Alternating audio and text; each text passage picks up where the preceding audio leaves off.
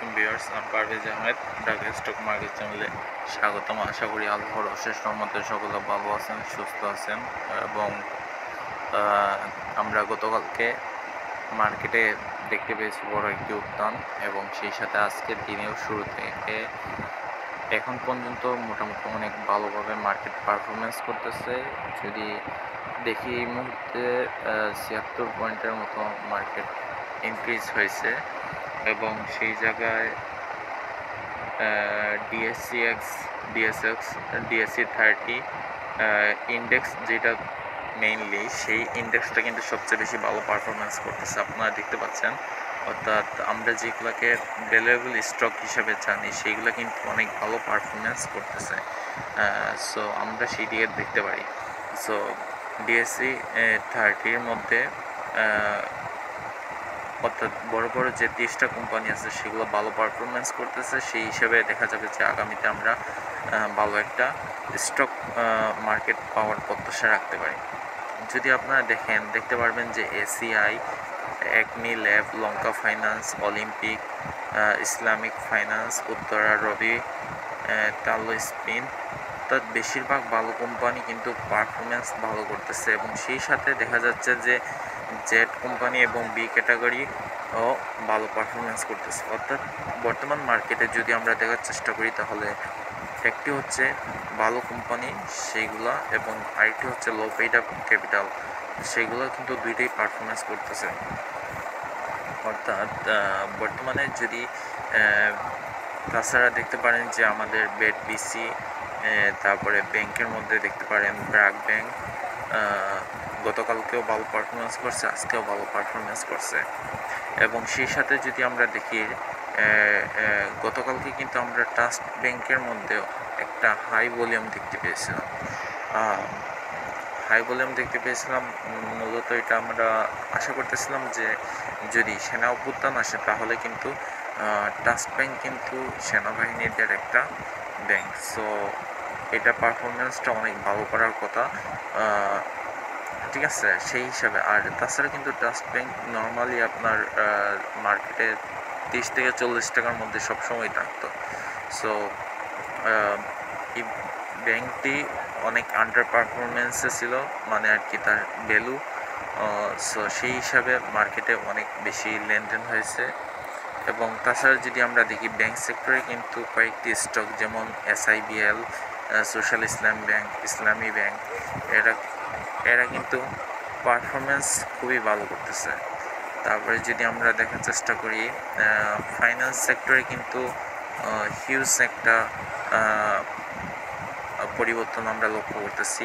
So এইবার যে চেঞ্জটা আসছে সেই পরিবর্তনে কিন্তু আমরা ফাইন্যান্স সেক্টরের উপরে বেশি পরিবর্তন দেখতে পাচ্ছি। আশা করা যায় যে ফাইন্যান্স সেক্টর অনেক দূর যাবে, ঠিক আছে। সো ম্যাক্সিমাম শেয়ারই হোল্ডেড ফাইন্যান্স সেক্টরে। তারপরে ফুড সেক্টরে যদি আমরা দেখি, ফুড সেক্টরের মধ্যে আমরা বেডবিসিকে ভলিউম সহ, ঠিক আছে, ভলিউম সহ উপরের দিকে উঠতেছে। এমন নয় যে সে দিনের শুরুতে হোল্ড হয়েছে তারপরে সে আবার নিচে গেছে। সো এটাকে আমরা বলতে পারি যে মার্কেটে যে শক্তি আছে সেই শক্তির প্রদর্শন কিন্তু বেডবিসি অলরেডি দেখানো শুরু করছে, এবং প্রতিনিয়ত হিউজ লেনদেন হচ্ছে। বর্তমানে যদি আমরা দেখার চেষ্টা করি আজকে কিন্তু 30 কোটি টাকা একাই লেনদেন হয়েছে। তো আশা করা যায় যে দিন শেষে আমরা 40 কোটির কাছাকাছি দেখতে পারবো, আশেপাশে দেখব। তাছাড়া যদি দেখি বাকি সবগুলোর মধ্যে অলিম্পিক আছে, অর্থাৎ ফুড সেক্টরের যে মেইন শেয়ার বেডবিসি এবং অলিম্পিক, তারা কিন্তু ভালো পারফরমেন্স করছে। এবং তাছাড়া ফুয়েল সেক্টরে, ইন্স্যুরেন্স সেক্টরে কিন্তু সেরকম আমরা একটা দেখতে পাই নাই। তবে আশা করা যায় যে সামনের দিকে বিএনআইসিএল বা এরকম যেগুলো স্টক আছে সেগুলো কিন্তু ভালো পারফরমেন্স করবে। আইটি সেক্টরে আজকে আমরা নেগেটিভনেস দেখতে পাচ্ছি। তারপরে যদি দেখি পেপার সেক্টর নেগেটিভ, আবার ফার্মাসিউটিক্যালসে আমরা দেখতে পাচ্ছি দুই ধরনের প্রতিক্রিয়া। এসিআই ফর্মুলা, একমি ল্যাব, এগুলো কিন্তু পজিটিভ হোল্ডেড হয়েছে। অন্যদিকে ইবনে সিনাও পজিটিভ হোল্ড হয়েছে। কেয়া কসমেটিক্স, এগুলো কেয়া কসমেটিক্স আর বাকিগুলো কিন্তু আমরা দেখতে পাচ্ছি তেমন একটা গ্রোথ কিন্তু আসে নাই। সো দুই দিকে প্রতিক্রিয়া আছে, কিন্তু কয়েকটি স্টক ভালো পারফরমেন্স করতেছে। তারপরে টেনারি সেক্টরে নেগেটিভনেস। সো টেলিকমিউনিকেশন সেক্টরে আমরা কিন্তু ভালো একটা পজিটিভনেস দেখতে পাচ্ছি, বিশেষ করে জিবিতে এবং রবিতে কিন্তু হিউজ একটা পজিটিভনেস দেখতে পাচ্ছি। সো আমি মনে করি আগামীতে জিবি অনেক ভালো পারফরমেন্স করবে, কারণ জিবিতে আমরা দেখছি যে এক সময় 400-500 টাকার জিবি ছিল নর্মালি। সো এই স্টকটা কিন্তু এমন না যে আর্নিংস কমে গেছে, একদম কমে গেছে সেরকম কিছু না। সো আমার মনে হয় এটা আরও ভালো পারফরমেন্স করবে, কারণ ডক্টর মোহাম্মদ ইউনূস যদি তার দায়িত্ব পালন করতে পারেন, তাহলে আমার মনে হয় জিবিতে আরও বেশি একটা গ্রোথ দেখতে পারবো এবং সেই সাথে ভ্যালুয়েশনও বাড়বে। তাছাড়া রবিতে যদি আমরা দেখি, রবিতে আমরা প্রতিনিয়ত আমরা একটা কনস্ট্যান্ট গ্রোথ দেখতে পাচ্ছি, ঠিক আছে, কনস্ট্যান্টলি একটা গ্রোথ দেখতে পাচ্ছি। সো আশা করা যায় যে রবিতেও আমরা 40 টাকার কাছাকাছি দেখতে পারবো। তাছাড়া টেক্সটাইলে আমরা একটা মিশ্র প্রতিক্রিয়া দেখতে পাচ্ছি, অনেকগুলো টেক্সটাইল ভালো করতেছে এবং অনেকগুলো সেরকম পারফরমেন্স করে না, ঠিক আছে। তারপরে আমার কাছে যেটা মনে হচ্ছে সবচেয়ে বেশি আন্ডার পারফরমেন্সের দুইটা সেক্টর আছে, সেটা হচ্ছে ইন্স্যুরেন্স সেক্টর, সেটা বলতে পারেন লাইফ ইন্স্যুরেন্স এবং জেনারেল ইন্স্যুরেন্স। আর সবচেয়ে বেশি আন্ডার পারফরমেন্সে আছে আইটি সেক্টর, ঠিক আছে।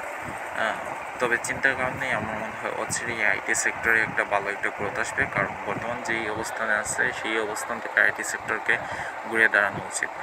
যদি আমরা চার্টের দিকে লক্ষ্য করি, আজকে আমি চার্ট নিয়ে একটু আপনাদেরকে আলোচনা করব। চার্টের দিকে যদি লক্ষ্য করি, চার্টে কিন্তু আমাদের একটা আজকে শুরুতে একটা পজিটিভনেস ছিল যে নিয়ার অ্যাবাউট 540-এর কাছাকাছি, 5540-এর কাছাকাছি আসার পরে মার্কেট কিন্তু নিচের দিকে আসে এবং একটু নিচের দিকে আসে, তারপরে আবার সে একটা ভালো পারফরমেন্স করতেছে। সো আমার কাছে যেটা মনে হয় যে 5570-এর কাছাকাছি একটা রেজিস্ট্যান্স আছে, সেই রেজিস্ট্যান্সটাকে যদি ব্রেক করতে পারে মার্কেটে, সেই রেজিস্ট্যান্সটাকে যদি ব্রেক করতে পারে, এই লেভেলে একটা রেজিস্ট্যান্স আছে 5070, এটাকে যদি ব্রেক করতে পারে মার্কেট আগামীতে 5740-এর কাছাকাছি যাবে, দেন একটু রেজিস্ট্যান্স ফিল করে নিচের দিকে আসতে পারে, আসার পরে সে আবার উপরের দিকে উঠবে। সো এটা হচ্ছে আমার ব্যক্তিগত ধারণা। তো আশা করি আপনারা ভালো থাকবেন, সুস্থ থাকবেন, ভালো একটা মার্কেট যাচ্ছে, সেই মার্কেটের সুযোগ সুবিধাগুলো নেন এবং নিরাপদে বিনিয়োগ করুন। আল্লাহ হাফিজ।